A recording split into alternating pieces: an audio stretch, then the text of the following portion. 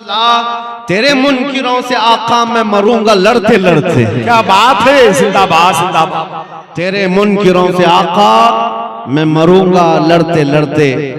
अजीज़ान गिराम वक़ार, आज के इस माहौल में जहां डर और खौफ इतना भरा जा रहा है, लेकिन उसके बावजूद भी इस कमजोर कौम का खौफ निकला जा रहा है, इसलिए कि फितरत का कानून है, हक को जितना दबाते जाओगे उतना ही वो बुलंद होता जाए। साल भर पहले या 2 साल पहले इतने नारे लब्बैक के नहीं गूंजते थे, लेकिन बाज कुत्ते भेड़िए मैदान में आए जिन्होंने मेरे आका सल्लल्लाहु तआला अलैहि वसल्लम की अजमत पर उंगलियां उठानी शुरू की। फिर क्या था कि हमने हिंदुस्तान के मशरिक और मगरिब, शुमाल और जुनूब को देखा, बूढ़ा जवान क्या हर बच्चा भी पुकारने लगा, या रसूल अल्लाह मैं आपके लिए हाजिर हूं। मतलब क्या होता है लब्बैक या रसूल अल्लाह का? ऐ अल्लाह के रसूल मैं हाजिर हूं। किस बात के लिए हाजिर हूं? सिर्फ हाजिरी देने के लिए नहीं, मुझे इस बात का यकीन है रात के 12 बजे कोई नेता आए और इतना बड़ा मजमा जमा के दिखाए।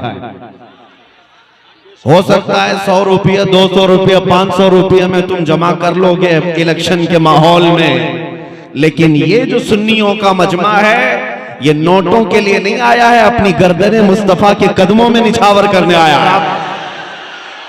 हर एक का ये जज्बा होता है। मेरे अजीजों, मैं आज ही आ रहा था, इससे कबल भी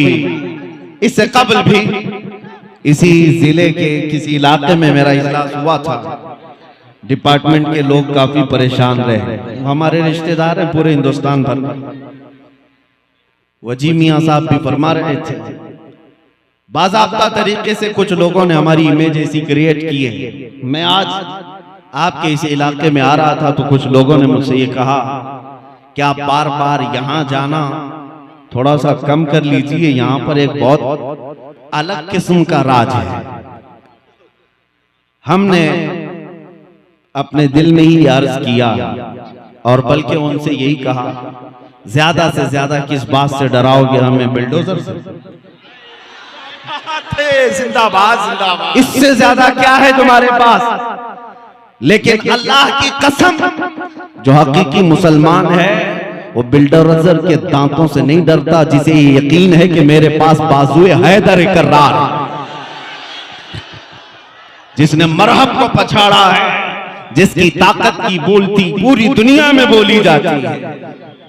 बहरहाल मुसलमानों को खौफजदा होकर जीने की जरूरत नहीं।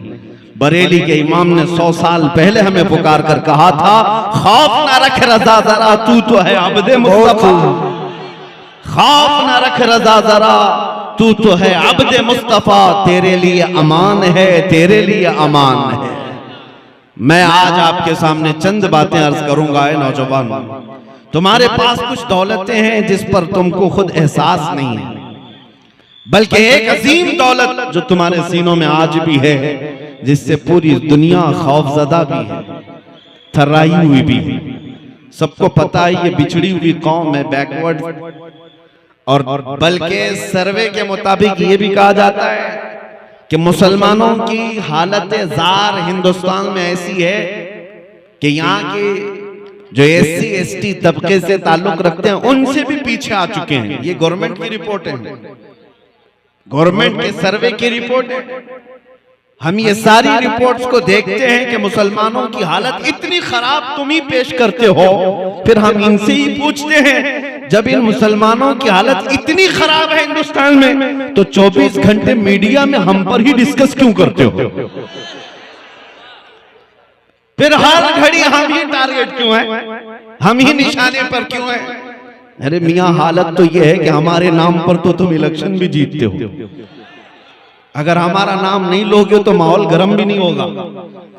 वैसे आपने कभी महसूस किया, इस मुल्क में और भी लोग हैं, सिख भी हैं, ईसाई भी हैं, जैन भी हैं, पारसी भी हैं, लेकिन इलेक्शन का मुद्दा तो सिर्फ मुसलमान है। उसकी वजह क्या है?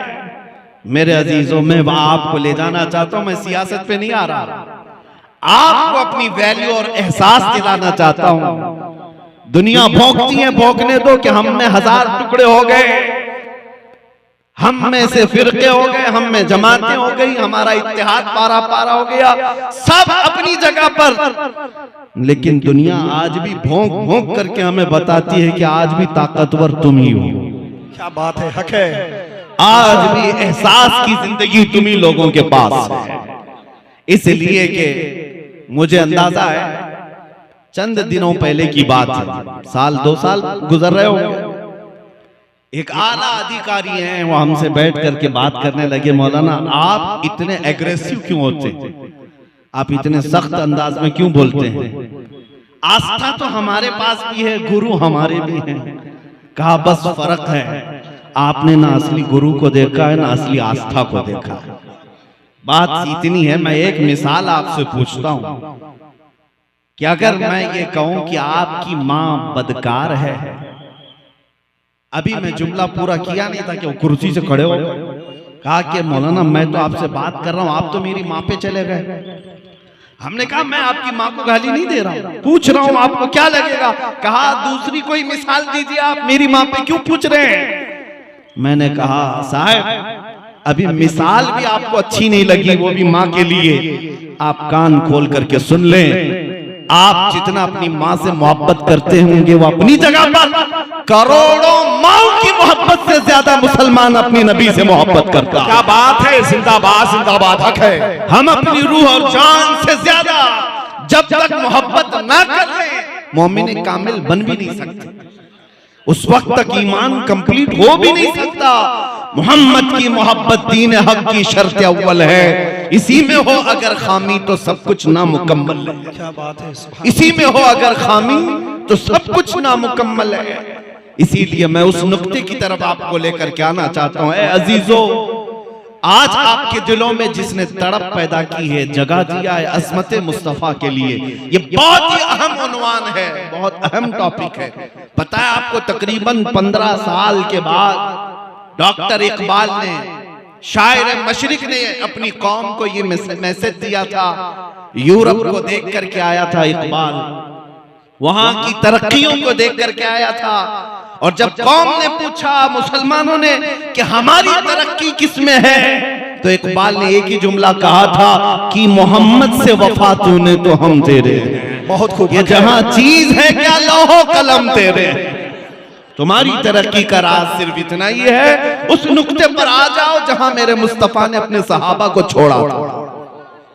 अजीज़ान गिरामी वक़ार, आज हजारों टॉपिक हैं आपके साथ गुफ्तगू करने के लिए, लेकिन हर उन्वान की जान मेरे मुस्तफा की जात है, हर मौज़ूए सुखन की जान नबी पाक की जात है। अगर उसमें तुम कंप्लीट हो गए तो सारे मसाइल अल्लाह यूं ही हल फरमा देगा, सारी चीजों का हल आ जाएगा। बस ये आज से सीख करके उठो, हर नौजवान जैसे भी हो तैसे भी हो, लेकिन मेरे मुस्तफा की मोहब्बत का समझौता कभी नहीं करना। एक बात मैंने देखा है, लोग आज चाहे जितनी चीजों में बटे हुए हों, एक बात की तरफ अगर तुम आ जाओ, 1.5-2 साल पहले जब एक कुत्ता भौंक रहा था गुफे से बैठ करके हुजूर के नाम पर, और जब हमने उसको ललकार करके कहा था हम आ रहे हैं तुम्हारे जवाब के लिए, तो जानते हैं मेरे अजीजों, ये बात मैं आपको इसलिए अर्ज कर रहा हूं, हिंदुस्तान क्या पूरी दुनिया में से जितनी बड़ी खानकाएं होंगी या जितने उलमा या तंजीमें जिम्मेदार, सबके कुछ न कुछ मैसेजेस आए, दुआएं आई, अपने तो अपने जो मकतबे फिक्र से हमारा कोई ताल्लुक ही नहीं, उन मकातिबे फिक्र के उलमा ने भी कहा कि मौलाना आपका और हमारा इख्तिलाफ बहुत पुराना है, लेकिन गुंबद खजरा की छांव में हम और आप इस मसले में एक। क्या बात है, हुजूर की इज्जत और अजमत के सिलसिले में बहरहाल उनकी बातें अपनी जगह पर, लेकिन मैं ये महसूस करता हूं आज भी उम्मत को अगर कोई चीज जोड़ सकती है तो नाम मुस्तफा ही का। बहुत खूब, हक है। मुस्तफा करीम सल्लल्लाहु तआला अलैहि वसल्लम की अजमत व मोहब्बत, इसी बात के लिए तो इमाम अहले सुन्नत फाजिल बरेलवी रहमतुल्लाह तआला अलैहि ने कलम उठाया है। जिस मसले पर सबसे ज्यादा शिद्दत की है आला हज़रत इमाम अहले सुन्नत ने, वो मेरे मुस्तफा करीम की अजमत के मामले में। अज़मत रिसालत, नामूस रिसालत का मसला हमारी जिंदगी का सबसे अहम उन्वान है, सबसे अहम टॉपिक है। इसीलिए ऐ नौजवानों, अगर मेरे आका की इज्जत सलामत है तो सब सलामत है। आज बहुत सारे लोग यहाँ के सवालात ये करते हैं, हम बड़े कसम पुरसी के आलम में जिंदगी गुजार रहे हैं, डर और खौफ भी है। हर शहर में एक अलग अलग बला फैली हुई है, खौफ और हिरास है, हुकूमत बदल गई है, अलग अलग अंदाज की शिकायतें हैं। लेकिन मैं आपको बताऊं, तुम किस किस चीज का रोना रोते रहो। ये मुसीबतें जो तुमको बड़ी लग रही हैं, क्यों? कभी तुम्हारे बच्चे मारे जा रहे हैं, कभी तुम्हारी औरतें नीलाम की जा रही हैं, कभी तुम्हारे अजमत पर, कभी तुम्हारे दीन की अजमत पर हमले। ये रोजमर्रा की कहानियां हो गई। लेकिन ये मुसीबतें बड़ी क्यों लगने लग गई? मैं एक मिसाल बताता हूं। मदीने की उस खातून को याद करो जब जंगे उहद हो गई, 70 सहाबा शहीद हुए थे, और उहद के मैदान से जब लोग लौट करके आ रहे थे, मदीने से एक खातून दौड़ी हुई उहद के मैदान की तरफ जा रही है। आने वाले ने, किसी ने देखकर उस खातून से कहा है, बीबी तुम्हारा बेटा तो जंगे उहद में शहीद हो गया। उस खातून ने इन्ना लिल्लाह पढ़ा और आगे बढ़ गई। फिर किसी ने कहा, खातून तुम्हारा शोहर भी शहीद हो गया है। उसने कहा, इन्ना लिल्लाहि व इन्ना इलैहि राजिऊन। फिर किसी ने कहा, खातून तुम्हारा भाई भी शहीद हो गया है। एक औरत है, एक औरत। किसी ने कहा, तुम्हारा बाप भी शहीद हुआ है। एक औरत के लिए इससे बड़ी आजमाइश क्या है? किसी औरत के पास जाकर सिर्फ इतना कह दो, बेटा तुम्हारा जख्मी हो गया, तड़प जाएगी। माँ की ममता ये है। लेकिन मदीने की उस खातून का जिक्र कर रहा हूं मैं आपके सामने, जिससे ये नहीं कहा गया कि तुम्हारा बेटा जख्मी हुआ, ये कहा गया तुम्हारा बेटा शहीद हो गया, तुम्हारा भाई शहीद हो गया, तुम्हारा शोहर शहीद हो गया, तुम्हारा बाप शहीद हो गया।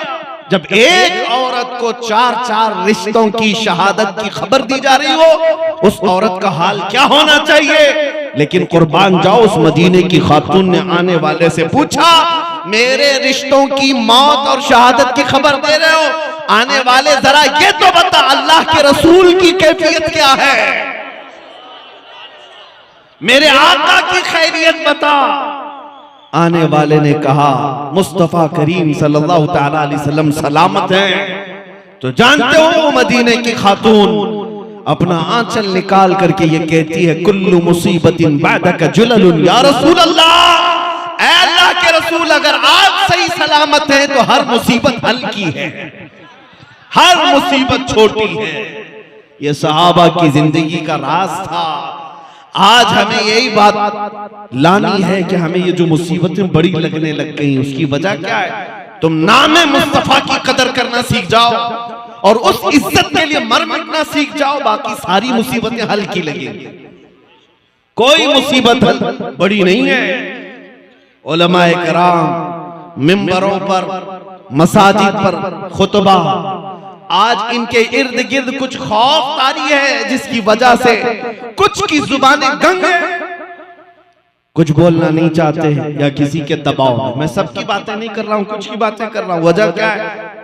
ऐसा महसूस होने लग गया कि अगर मैं खुल करके बोलूंगा तो नौकरी चली जाएगी, सदर साहब नाराज हो जाएंगे, कमेटी इधर से उधर कर देगी, निकाल देगी। हमारी कुल जिंदगी कमेटी, सदर और ये खाना पानी और तनख्वाह नहीं है। असले जिंदगी तो रज़ाए मुस्तफा है। वो रसूल अगर राजी है तो पूरी कायनात हमारी है, पूरी कायनात हमारी है। कोई छूटता है तो छूटे, कोई रूठता है तो रूठे, बस बात इतनी होनी चाहिए कि मेरा मुस्तफा मुझसे दूर ना हो जाए, हुजूर की इज्जत की फिक्र करने लग जाएं। फिर देखें अल्लाह ताला पूरी मखलूक को तुम्हारे इर्द गिर्द जमा देता है। हमने देखा बड़े बड़े अजीम तारीख के पहलवानों को। आपको पता है, आप किसी उत्तर प्रदेश का वो अजीम मुजाहिद इस्लाम जिसको तारीख किफायत अली काफी के नाम से याद करती है, जानते हो? किफायत अली काफी रहमतुल्लाह ताला अलैह को मुरादाबाद शहर में अंग्रेजों ने गिरफ्तार किया था। 8 दिन तक उनके जिस्म पर गर्म इस्त्री फेरी जाती थी। स्त्री को गर्म करके प्रेस को और उनके जिस्म पर, नंगे जिस्म पर फेरी जाती थी, और जब चमड़ी जलती थी तो रात को उस पर नमक डाला जाता था। ये किफायत अली काफी के साथ, एक आलिम रब्बानी के साथ बड़ी मुसीबत है मेरे अजीजों। उलमा ने आज हमने देखा क्या है मुसीबत, हमने अभी मुसीबत देखा ही क्या है। जब उन्हें गिरफ्तार करके मजबूर किया जा रहा था कि आप अपनी बातों से रुजू कर लो अंग्रेज हुकूमत के खिलाफ जो बातें हैं, और हजरत किफायत अली काफी रहमतुल्लाह ताला अलैह को मजबूर किया जा रहा था, और उनकी जिंदगी में देखा लोगों ने कि वो टस से मस होने को तैयार नहीं। 8 दिन के बाद आपको फांसी की सजा सुनाई गई और चौराहे पर ले जाकर के आपको फांसी पर लटकाने का इंतजाम हुआ। ऐ लोगों, मैं आपको बताऊं, उस आलिम रब्बानी ने चूचिरा नहीं किया कि मैं फांसी से लटक जाऊंगा तो मेरे बीवी बच्चों का क्या होगा, मेरी जिंदगी क्या होगी। नहीं, मुझे एक बात मुतासिर करती है, वो ये है कि किफायत अली काफी को जब अंग्रेज पकड़ करके गिरफ्तार करके सूली पर ले जा रहे थे तो तमाशा देखने वाले लोग भी थे। आपसे पूछा गया कि अब फांसी पर जा रहे हो, आखिरी कोई ख्वाहिश है? जब किसी को फांसी के फंदे पर चढ़ाया जाता है, आखिरी ख्वाहिश पूछी जाती है, तो फांसी के फंदे पर लटकने वाला पहले ये बोल देता है मैं बीवी से मिल लूंगा, बच्चों से मिल लूंगा, रिश्तेदारों से आखिरी मुलाकात कर लूंगा, कोई चीज खा लूंगा। उसकी आखिरी ख्वाहिश ये है। किफायत अली काफी से पूछा गया फांसी का फंदा गले में डालने से पहले कोई ख्वाहिश है? किफायत अली काफी ने कहा एक ख्वाहिश है कि जमकर नाते रसूल पढ़ लो। सुभान अल्लाह, सुभान अल्लाह। एक बार हुजूर की बारगाह में गुनगुना लूं। उनको छोड़ा गया, तब किफायत अली काफी गुनगुना रहे थे, कोई गुल बाकी रहेगा न चमन रह जाएगा, पर रसूलुल्लाह का दीने हसन रह जाएगा। सब फना हो जाएंगे काफी वो, लेकिन हश्र तक नाम हजरत का जुबानों पर चलन रह जाएगा। जिंदाबाद, नारे तकबीर, नारे रिसालत, बस्र के आला हजरत, तहफ्फुज़े ईमान कॉन्फ्रेंस, मुफ्ती सलमान अजहरी साहब किबला, नारे तकबीर, नारे रिसालत। मेरे अजीजों, आप देखना वक्त आएगा, वक्त बदलेगा, जुल्म ज्यादा देर तक नहीं चल सकता। बल्कि हमने बुजुर्गों से सुना है कुफ्र की हुकूमत तो चल सकती है, जुल्म की हुकूमत नहीं चलती। और अगर ये जुल्म है तो इसका अंत है, इसकी एंडिंग है। लेकिन आप तमाम की जिम्मेदारियां ये हैं, मुसलमानों खास तौर पर तुम्हारी आजमाइश का वक्त है, तुम्हारे इम्तिहान की घड़ी है। कल जब कयामत के दिन बारगाह मुस्तफा में तुम्हें खड़ा कर दिया जाए, अल्लाह रब्बुल इज्जत कहार खुदा हिसाब ले रहा हो और नबी पाक की शफाअत के लिए तुम दौड़े दौड़े भाग रहे होंगे। अगर मेरे मुस्तफा ने आपसे ये पूछा जिस दिन मुझे तुम्हारे शहरों से गालियां दी जा रही थी, उस वक्त तुम अपनी जवानी में क्या कर रहे थे, तुम्हारे पास क्या जवाब है? क्या कयामत के दिन ये कहोगे कि हम गेम खेल रहे थे, रात भर इंटरनेट चला रहे थे, हम गाने सुन रहे थे और फिल्मों की धुन में सो रहे थे? नहीं, तेरा नशीमन कसरे सुल्तानी के गुंबद पर, तू शाहीन है बसेरा कर पहाड़ों की चट्टानों में। तुमको किसने ये जिंदगी दे दी? तुम आवारा कैसे हो गए? आज तुम्हारे मोहल्लों में नशा आया कैसे? तुम्हारे हाथों में ताश के पत्ते कैसे आ गए? तुम्हारे हाथों में शराब की बोतलें कैसे आ गई? आज हालत ये है, हर बड़े शहर में कोई अगर नशा का एड्रेस पूछता है तो मुसलमानों की तरफ इशारा किया जाता है, पता उसको वहीं का बताया जाता है, वहां बिकता भी है, करते भी है, मिलता भी है। ये जिंदगी तुम्हारी कब से आ गई? तुम्हारे हाथों से कुरान किसने छीन लिया? तुम्हारे जुबानों से मेरे मुस्तफा के नगमे किसने खत्म किए? तुम्हें अंदाजा भी नहीं।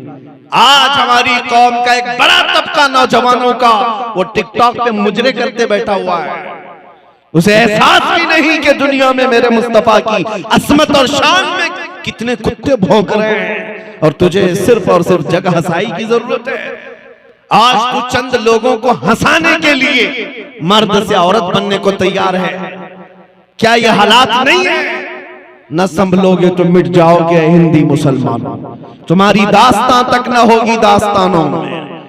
इसीलिए बार बार आला हजरत ने तुम्हें जगाया है। जिस दुनिया के पीछे तुम भाग रहे हो इसका हाल यही है, शहद दिखाए जहर खिलाए, कातिल डाइन शोहर कुश, इस मुर्दार पे क्या ललचाए दुनिया देखी भाली है। ऐ सुन्नियों सूना जंगल रात अंधेरी छाई बदली काली है, सोने वालों जागते रहियो चोरों की रखवाली है। आंख से काजल साफ चुरा ले या वो चोर बला के हैं, तेरी गठरी ताकी है और तूने नींद निकाली है। आज तुम्हारे जज्बात की मैं कदर करता हूं, लेकिन कुछ बातें आपसे मैं पूछता हूं। इसी जगह पर आप ही के इलाकों में मस्जिदें तुमसे छीनी गई, खानकाहों को चुप तुम्हारे यहां कराया गया है, हमारे सारे मराकिज तुम्हारे यहां हैं, हमारी सारी बड़ी अजमत के सेंटर यही है यूपी में। उत्तर प्रदेश का असर पूरे हिंदुस्तान में होता है। मुसलमानों के लिए भी हमारे मराकिज खानकाएं सब यहां मौजूद हैं, और इसीलिए जालिम ने सबसे ज्यादा टारगेट तुम्हारे ऊपर किया है। और तुम अगर ख्वाबे खरगोश में सो रहे हो, जो होता है देखा जाएगा। मैं सिर्फ आपको इतना कहना चाहता हूं, लोग मेरी बातों से अगर जज्बात में आकर के ये पूछना चाहते हैं, मेरी एक तकरीर के बाद किसी ने पूछा था, कहा कि आपने इतना सब कहा तो करना क्या है बताइए, तलवार उठाएं निकल जाएं, बंदूक उठाएं निकल जाएं। हमने कहा हम कभी इस बात की आपको दावत नहीं दे रहे, हालात नहीं है मेरे अजीज। तलवार बहुत दूर की बात, मैं तो चाकू उठाने की भी बात नहीं कर रहा हूं, इसलिए कि तुम्हारे पास ब्लेड भी होगा तो इनके लिए बम से ज्यादा, बम से कम नहीं है। हमें पता है ना हम तलवार की ना बंदूक की बात कर रहे हैं, लेकिन मैं उससे भी ज्यादा और आला चीज की बात कर रहा हूं, जो तलवार असर नहीं कर सकती, जो बंदूक और बारूद असर नहीं कर सकते। वो क्या है? एक मुसलमान इश्क रसूल में डूबकर किसी गली में चले, इतना ही काफी है, इतना ही काफी। अरे तुम्हारा चलना फिरना लोगों के लिए मुसीबत बन जाएगा, कई लोगों की नींद हराम हो जाएगी। जिस दिन तुम जाग गए, जिस दिन तुम बेदार हो गए, जिस दिन तुम्हारे होश संभल गए, मेरी जिंदगी वो नहीं है जो मैं गुजार रहा हूं। जिस दिन एहसास हो गया बस इतना ही काफी है, सीनों में अज़मत मुस्तफा बिठाओ, तुम्हारे चाल चलन बदल लो, फिर देखो जुरत नहीं होगी मेरे अजीजों, क्योंकि तारीख की सच्चाई का मैं आपको बता रहा हूं। एक सहाबी है सलमा बिन अकवा, मेरे आका के गुलाम सहाबी, एक बार 400 लोग अब्दुर्रहमान नाम के कारा के एक शख्स के साथ, वो कुफार और मुशरिकीन का सरदार था, मदीने के एक बागीचे पे हमला कर दिया, हुजूर की ऊंटनियों को कब्जा कर लिया, खजूरें लूट करके ले जाने लगा। मदीने में कोई देखा नहीं, एक ही सहाबी ने देखा, सलमा बिन अकवा, लेकिन उन्होंने शोर नहीं मचाया, हल्ला नहीं मचाया, कहा मैं अकेला हूं, रात का वक्त है, दौड़ा दूं इनको, और दौड़ाया। हैरत की बात है कि 401 आदमी से डरकर भागने भी लगे, भाग भी गए, रिवायत मौजूद है।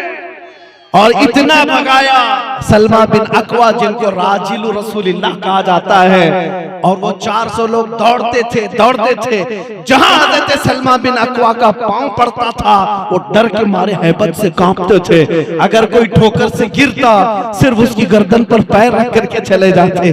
कभी कभार मैं तारीख की सच्चाइयां देखता हूँ, 400 कहाँ है और एक मेरे मुस्तफा का दीवाना कहाँ है, दौड़ा रहा है। आखिर में पहाड़ियों पर चढ़ करके उनका सरदार पुकार करके कहता है, मियां एक आदमी तू क्यों दौड़ा रहा है, हमें क्यों भगा रहा है? सलमा बिन अकवा ने कहा, जब तक तुम्हारी झोलियों में मदीने की एक खजूर भी बाकी रहेगी मैं तुम्हारा पीछा नहीं छोड़ने वाला। अब्दुर्रहमान कारा का जो शख्स था, उसने अपने सिपाहियों से कहा, मियां इसको दे दो सारा लूटा हुआ माल, छोड़ दो इनकी ऊंटनियां, खजूरें फेंक दो। सब फेंक दिया और अपनी जानें बचाकर जितने थे वो भागकर चले गए। एक आदमी है लूटी हुई खजूरों को वापस लेकर के मदीने की तरफ खरामा खरामा आ रहा है। मेरे आका ने पूछा कहां से आ रहे हो? कहा उन 400 को तन्हा भगा करके आ रहा हूं। आला हजरत ने लिखा है, उस सलमा बिन अकवा को ये ताकत पर यकीन किस बात का था? सलमा बिन अकवा कहते हैं, मुझे इस बात से बेखौफी और बेबाकी थी, मैंने अपना हाथ खुद रसूलुल्लाह के हाथ में दिया हुआ। क्या बात है, जिंदाबाद जिंदाबाद। जब ये निस्बत अपने पास है तो खौफ निकल जाता है, डर निकल जाता है।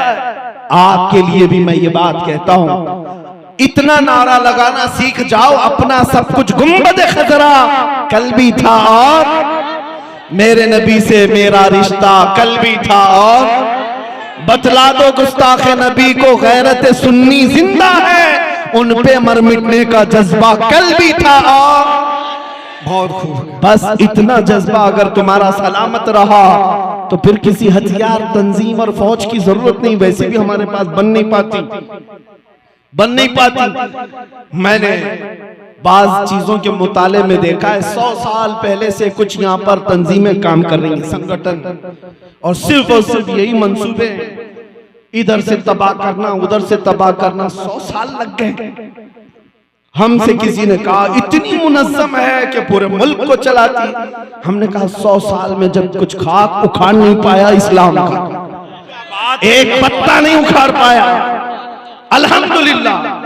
मैं एक बात की वजाहत कर दूं, किसी को मार देना, किसी को कत्ल कर देना, किसी मुसलमान को घर जला देना, इसका मतलब ये नहीं है कि इस्लाम का खात्मा हो गया। ये तो हमारी तारीख है, ये तो हमारी तारीख है।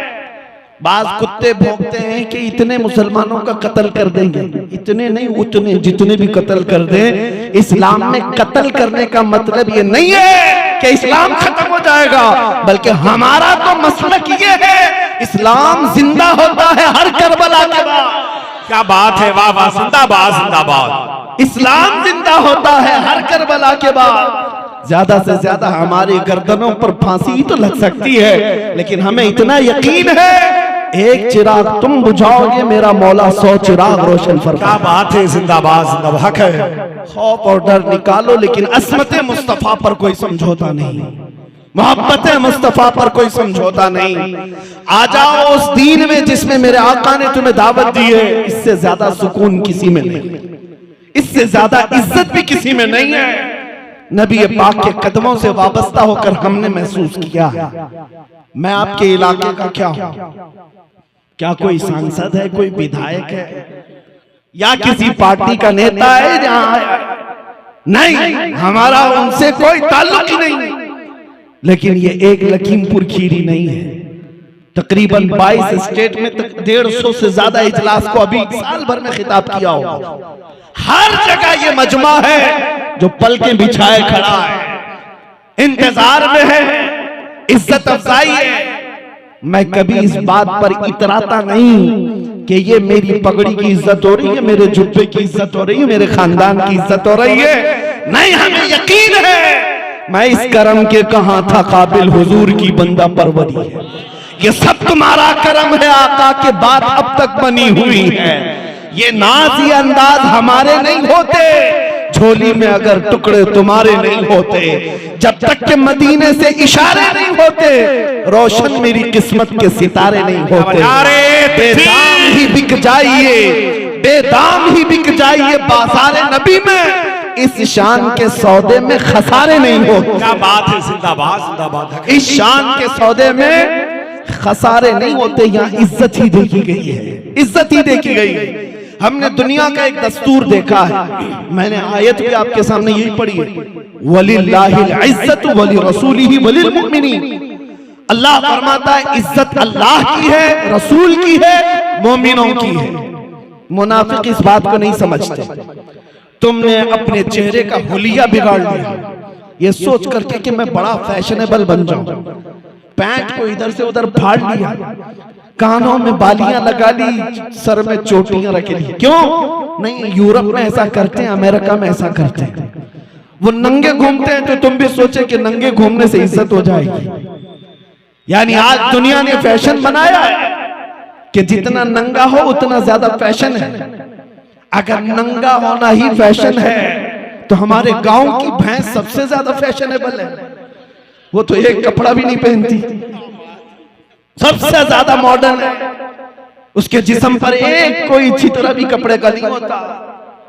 तुम क्या समझते हो मेरे अजीजों नंगापन दर हकीकत जंगली जिंदगी की तरफ ले जाना चाहते हैं, और मर्दों को औरतों की शबाहत देकर फिर भी तुम इज्जत नहीं पाए।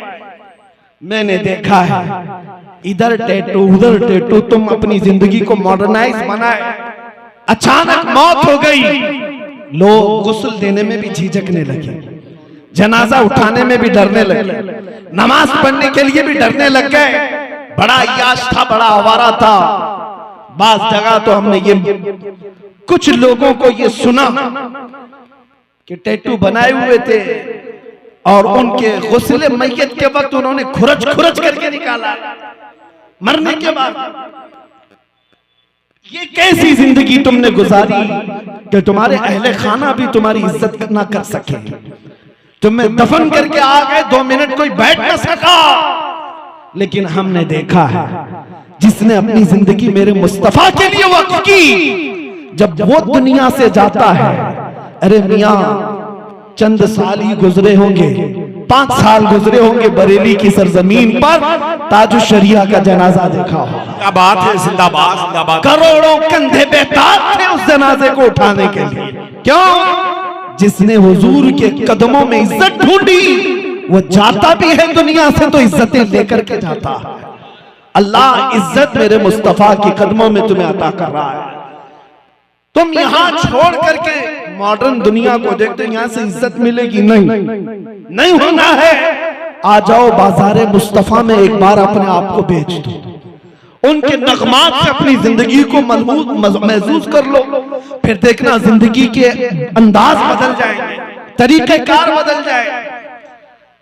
मैं आपको एक मिसाल देकर के पूछता हूं, अगर मैं अपना ये अमामा किसी एक नौजवान को पहना दूं, तोहफे में दे दिया, ले लो ये पहन लो, वो पहन करके खुश हो गया कि मुझे मौलाना ने अमामा दे दिया है। अब मैं उससे पूछता हूं, क्या वो ये मेरी पगड़ी मेरा अमामा पहनकर बाजार में किसी शराब की दुकान पर जाएगा? सर पर इतना बड़ा अमामा हो, क्या किसी नंगी औरत से गुफ्तगू करता हुआ नजर आएगा? नहीं, उसे इतना पासो लिहाज है कि नहीं, लोग क्या कहेंगे, मेरे सर पर तो अमामा है। मेरी कोई औकात नहीं मेरे अजीजों, अगर मेरा अमामा पहनने के बाद भी तुमको इतना एहसास हो जाएगा, मैं तुमसे पूछता हूं, तुम्हारे सीनों में तो मदीने के ताजदार की निस्बत लगी हुई है। तुम्हें इस बात का एहसास होना चाहिए, मैं बाजार में अगर बिगड़ गया तो कहीं लोग गुंबदे खजरा को ताने ना देते, कहीं मेरे मुस्तफा की तरफ उंगली ना उठाए। इसीलिए इकबाल ने कहा है, उनके जो हम गुलाम थे खल्क के पेशवा रहे, उनसे फिरे जहां फिरा फिर आई कमी वकार में। हमारे हालात जार की एक ही वजह है कि उनसे बहुत दूर हो चुके हो। आज खूबसूरती तुम ढूंढ रहे हो, तुम्हारे चेहरे तो पता नहीं रोजाना साफ कर करके गलियों में गटर नालियों में बहा दिया। तुमको ये लगने लगा कि ये दाढ़ी चुभती है और शायद ये दाढ़ी रखने से बदसूरत लगते हैं। अजीब बात है, अजीब बात है, अजीब बात है। ये दाढ़ी रोज तुमको निकल करके बताती है, मियां तुम मर्द हो। तुम रोजाना निकाल कर फेंकते हो, नहीं मैं नहीं हूं। रोजाना झगड़ा होता है, वो रोज निकल करके बताती, नहीं मियां तुम मर्द हो, और तुम मानने को तैयार नहीं होते। लेकिन एक बात का सवाल मैं करता हूं, अपने सीने पर हाथ रख करके बताना है मुसलमान, दुनिया में सबसे ज्यादा हसीन चेहरा किसका है? मुहम्मदुर रसूलुल्लाह। वअहसनु मिनका लम तरा क़त्तु ऐनी वअजमलु मिनका लम तलिदिन निसा। जिन आंखों ने उस चेहरे को देखा है, उन्होंने कहा था, या रसूल अल्लाह, आपसे ज्यादा हसीन मेरी आंखों ने देखा नहीं, आपसे ज्यादा खूबसूरत किसी माँ ने जना ही नहीं। मुख चंद बदर शाशानी है, माथे चमके लठ नूरानी है, काली जुल्फ त्याख मस्तानी है, मखमूर अखें हिन मद भरिया, उस सूरत नू मैं जान अखा की जान जहां अखा सच अखा रब दी शान अखा उस शान तो शाना सब नबियां सुभान अल्लाह मा अजमलका मा अकमलका मा अहसनका किते मेहर अली किते तेरी सना गुस्ताख अखे किती जाड़ियां वो किस हुस्न की बात कर रहा हूं बरेली की जुबान में सुनो पुकार कर आशिक सादिक कहता है वो कमाल हुस्न हुजूर है कि गुमान नक्श जहां नहीं यही भूल खार से दूर है यही शम्मा है कि धुआं नहीं सारे अच्छों में अच्छा समझिए जिसे है उस अच्छे से अच्छा हमारा नबी सारे ऊंचों से ऊंचा समझिए जिसे है उस ऊंचे से ऊंचा हमारा नबी सब चमक वाले उजलों में चमका किए अरे अंधे शीशों में चमका हमारा नबी जिंदाबाद जिंदाबाद उस हुस्न की बात कर रहा हूं मैं आपसे सवाल कर रहा हूं दुनिया एक बात का तुम्हारा भी अकीदा है सबसे ज्यादा हसीन चेहरा मेरे मुस्तफा का है या नहीं अकीदा आपका सबसे ज्यादा हसीन चेहरा मेरे मुस्तफा का है अकीदा है और फिर उसके बाद तुम ये कहते हो उस दुनिया के सबसे ज्यादा हसीन चेहरे पर दाढ़ी थी सबसे ज्यादा हसीन चेहरे पर दाढ़ी थी और तुमको ये लगता है दाढ़ी रखने से हुस्न खत्म हो जाएगा ये कैसा निफाक है कैसा निफाक है दो बातें मुझे समझ में नहीं आती मुसलमानों की एक तरफ कहते सबसे ज्यादा हसीन मेरे आका है और फिर तुम हुस्न के लिए रोजाना निकाल देते हो औरतों का भी मामला ये है वो ये समझती है सबसे ज्यादा इज्जत वाली खातून दुनिया में फातिमा तो जहरा इज्जत वाली खातून और उस इज्जत वाली खातून के सर पर हमेशा दुपट्टा फिर ये औरतें इज्जत के लिए शादी में आ जाए तो चेहरे से दुपट्टा हटा दिया सर से निकाल दिया इनको ये लगता है दुपट्टा ओढ़ना तो गरीब औरतों की आदत है हम अमीर हैं पैसे वाले काय को सर पे ओढ़ेंगे ये निफाक कैसा एक तरफ तुम कहते हो सबसे ज्यादा इज्जत वाली खातून फातिमा तो ज़हरा जिसके आंचल को न देखा महरो महने उस आंचल की बात कर रहा हूं मेरे अजीजों बात सिर्फ इतनी ही है उदखुलू फिस्सिल्मी काफा इस्लाम में पूरे के पूरे आ जाओ पूरे के पूरे आ जाओ अगर मेरे मुस्तफा के गुलाम हो तो पूरे गुलाम बन जाओ फिर इधर उधर की गुलामी तुम्हें जेब नहीं देती हुजूर ताजुश शरिया बद्र तरीका ने ये फरमाया था बुल हवस सुन सीमो जर की बंदगी अच्छी नहीं उनके दर की भीख अच्छी सरवरी अच्छी नहीं जिंदगी ये नहीं है किसी के लिए जिंदगी है नबी की नबी के लिए ना समझ मरते हैं जिंदगी के लिए अरे जीना मरना है सब कुछ नबी के लिए नारे तकबीर नारे रिसालत नारे हैदरी नारे हैदरी वाह वाह जिंदाबाद क्या आज आप ये अहद करके उठेंगे नौजवानों हुजूर की मोहब्बत में मैं आपसे एक सवाल करता हूं जब मेरे मुस्तफा की इज्जत पर उनके नामूस पर बात आएगी